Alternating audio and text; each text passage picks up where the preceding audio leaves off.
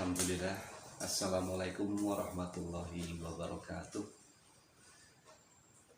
Di sini saya akan menjelaskan ilmu yang saya dapat mengenai zikir.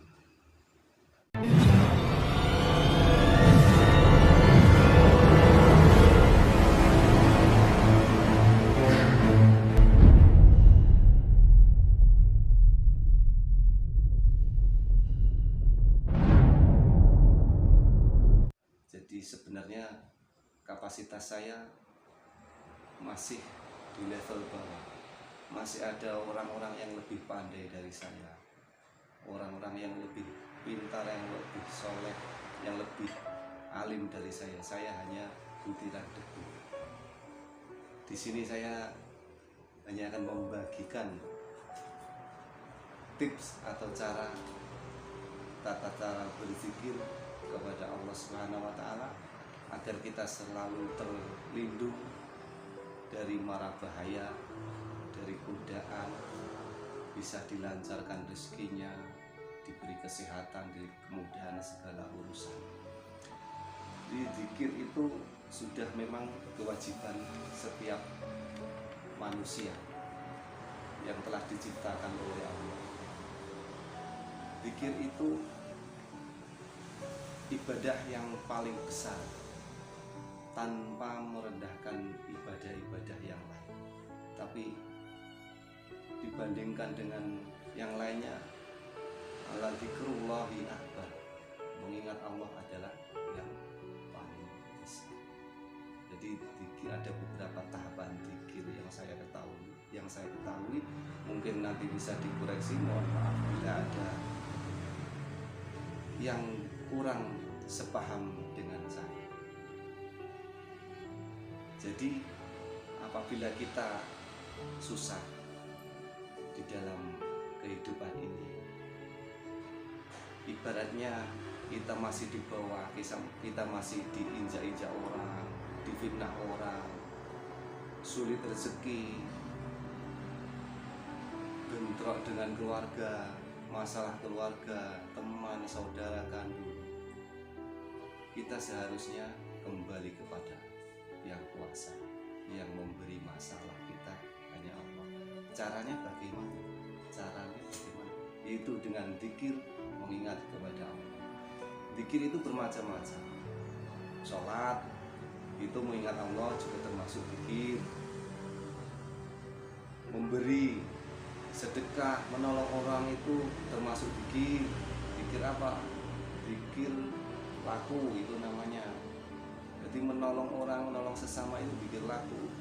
Intinya kita kan kalau tidak diternyuh dalam hati, tidak dibukakan dalam hati, itu tidak akan bisa melakukan itu. Berarti kita ingat kepada Allah, berarti termasuk zikir juga. Zikir itu banyak cara. Ada yang dengan zikir keras, ada yang dengan zikir nafas, ada yang dengan zikir dalam hati. Itu ada beberapa. Pertama, untuk zikir keras, itu beberapa ulama, beberapa alim itu ada yang memperbolehkan, juga ada perdebatan. Orang-orang dahulu zikir keras terusnya di dalam musola, di dalam masjid, itu kan mesti zikirnya keras-keras. Kenapa? Karena orang-orang dulu itu kan banyak orang yang belum tahu zikir itu apa. Terus dia berzikir, mengucapkan setelah sholat la ilaha illallah, dibuanter. Kalau perlu dulu pakai mikrofon, pakai mic, itu pasti keras. Kenapa? Biar yang di belakang itu yang belum tahu apa zikir itu, biar dia tahu. Terus dia menirukan. Untuk orang-orang yang baru tahu itu biar menirukan apa yang diucapkan oleh imamnya. Itu zikir keras. Zikir keras contohnya la ilaha illallah, tiada Tuhan selain Allah. Biasanya Allah itu ditancapkan dalam hati, ilallah, ilallah. Itu keras di sini, dikeraskan di dalam hati ini. Kenapa? Ruh yang masih keras ini kita hantam dengan keras, dia akan menjadi lembek, menjadi halus. Kalau dia sudah halus, maka zikirnya dia akan mulai pelan, Allah, Allah, Allah diucapkan, ditancapkan dalam hati. Kalau sudah ini menancap dalam hati, maka dia akan ingat pada Allah. Tidak mungkin kalau orang yang selalu berzikir di dalam hatinya itu berbuat jahat kepada orang lain, kepada makhluk, itu tidak mungkin. Jadi zikir itu bisa mencapai makom kewalian. Banyak yang berzikir itu, karena dalam hadis, dalam Al-Quran juga disebutkan gitu. Orang yang zikir itu paling dicintai oleh Allah dan termasuk ibadah yang paling agung. Terus ada zikir apa itu yang namanya? Zikir nafas. Ada yang masuk ini Allah, keluar sama aja. Itu juga mengingat Allah. Jadi jangan jadikan perbedaan ini menjadi rancu. Perbedaan ini adalah rahmat. Wong tujuannya juga sama, hanya kembali kepada Allah. Terus ada lagi zikir itu setiap saat. Nah, ini makom yang paling tinggi. Dia berdiri zikir, duduk zikir, apapun yang dia berjalan itu zikir. Itu makom yang paling tinggi. Ini sulit, bukan sulit, setiap orang pasti mampu sebenarnya. Mampunya kenapa? Mungkin orang kalau sudah melalui merasa puas. Sebenarnya kalau zikir itu tidak ada puasnya. Kalau sudah dekat dengan Tuhan itu pasti dia zikir terus, zikir mengingat Allah, Allah, Allah. Dan di waktu itulah Allah mencintai makhluknya, makhluknya mencintai Allah. Itu sudah makom wali. Jadi makom kewalian itu makom orang soleh, orang yang berilmu, orang alim, itu bisa dilakukan dengan zikir itu tanpa merendahkan ibadah-ibadah yang lain, karena semua itu ajarannya Rasulullah.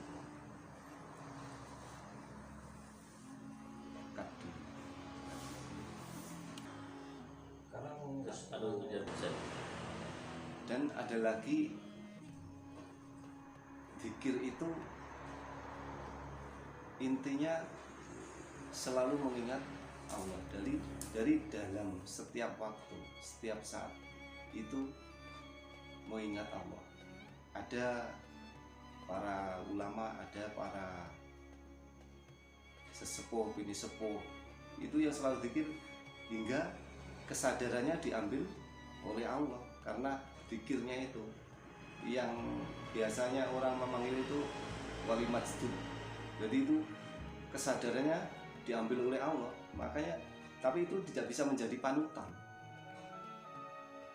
Jangan meminta doa kepada dia, itu nanti bisa salah, karena kesadarannya sudah diambil Allah, karena dia saking cintanya dengan zikirnya itu hingga hilang kesadaran.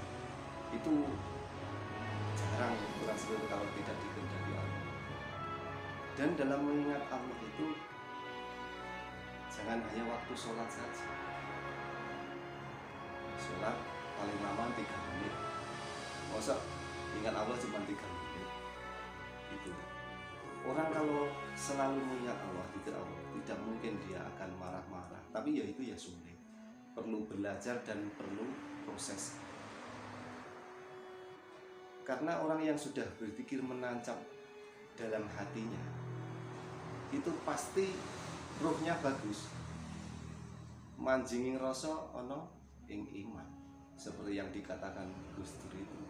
Bagus atine mesti, makanya dia selalu berbuat baik kepada sesama makhluk, tidak hanya kepada manusia, kepada hewan, kepada jin, kepada alam semesta ini.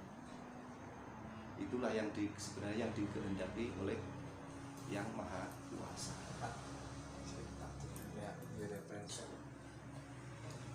Dan dalam mengingat Allah itu, atau dalam berzikir Allah itu, sudah diterangkan dalam firman Tuhannya.